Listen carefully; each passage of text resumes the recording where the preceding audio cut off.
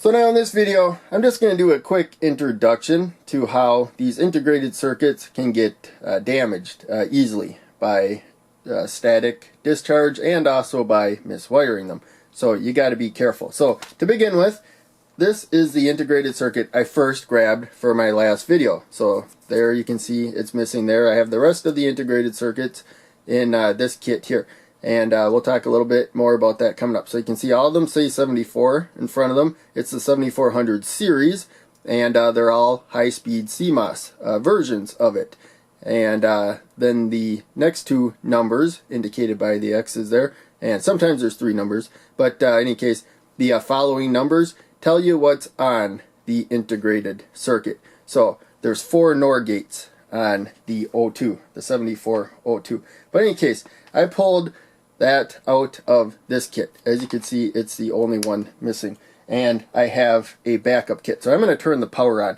Right now the blue LED is on. The output is low. You can see we got 8 milliamps of current being provided. The red LED right now should be on because I have both inputs low. So I'm not going to go into detail about that.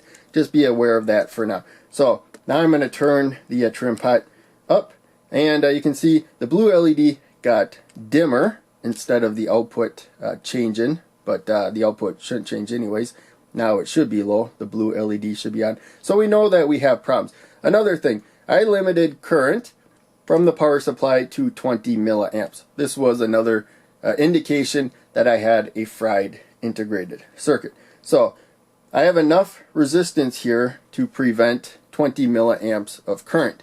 And that's why I set it to 20 milliamps of current, just in case I miswired something. I don't blow an LED, or if I'm lucky, I don't blow an integrated circuit.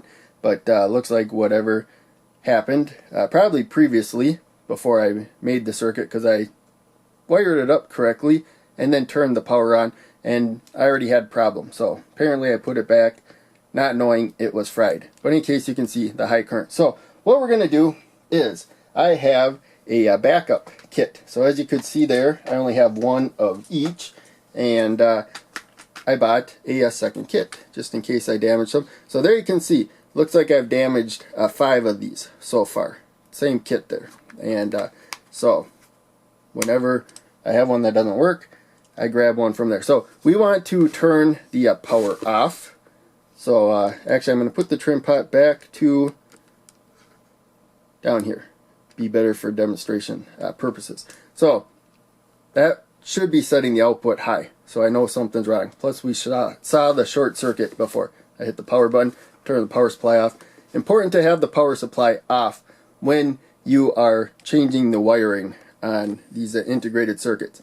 That's how I'm pretty sure I fried maybe even 3 of them. And I miswired them and applied power, or else I wired them up well, power was applied, not realizing it, and that may have damaged them. So this is how I get them out of the board if they don't pop out too easily.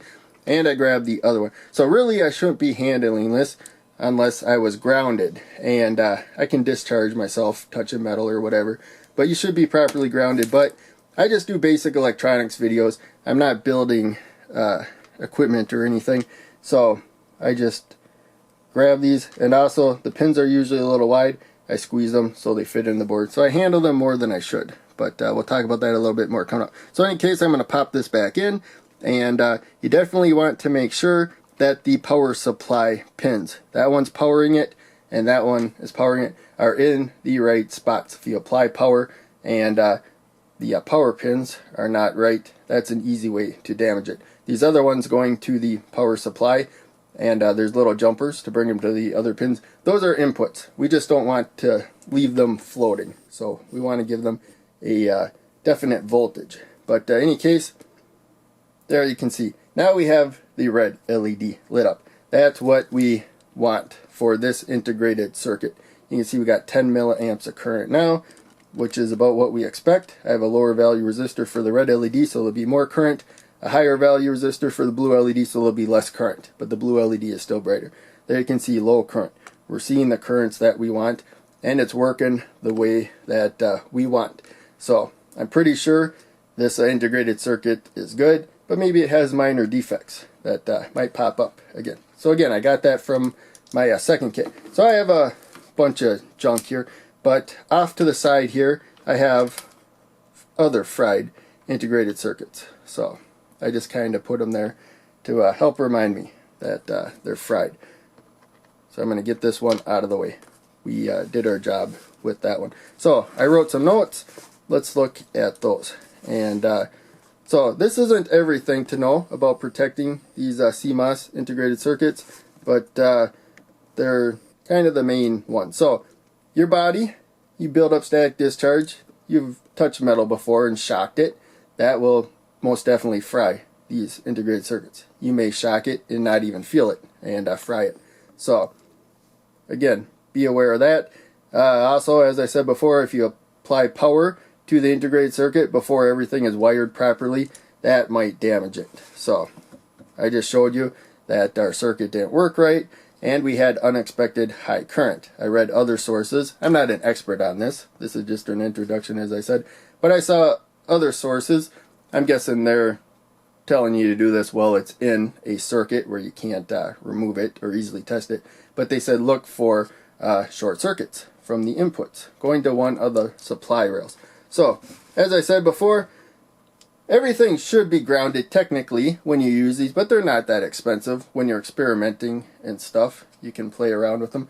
But in any case, if you're really making something that needs to not be damaged, learn how to properly ground yourself. And then they should come in adequate anti-static packaging, and when you handle them with tools or whatever, that should be anti-static. So again, I'm not an expert on that. Learn about it, but in any case, those are the basic rules.